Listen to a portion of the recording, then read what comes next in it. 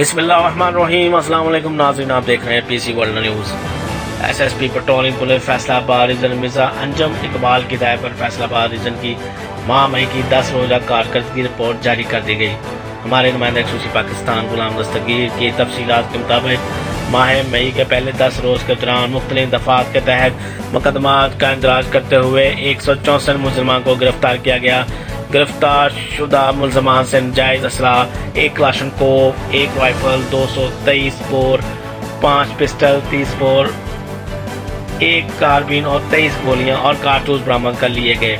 इनके अलावा पुलिस को मुख्तलिफ मुकदमात में मतलूब 17 इश्तिहारी भी गिरफ्तार किए, जबकि मुंशियात में 70 लीटर शराब, 328 ग्राम चर्च भी बरामद की गई। इसके साथ साथ शरह आम पर तेज रफ्तारी से जानलेवा ड्राइविंग करने वाले अफराद के खिलाफ 79 मुकदमात का इंदराज करते हुए कार्रवाई अमल में लाई गई। जाली व सब नंबर प्लेट लगाकर फोनों में 40 और पब्लिक ट्रांसपोर्ट में नाकस व गैर मेयारी और गैर कानूनी गैस सिलेंडर इस्तेमाल करने वाले 31 अफराद के खिलाफ मुकदमात का इंदराज कर दिया गया।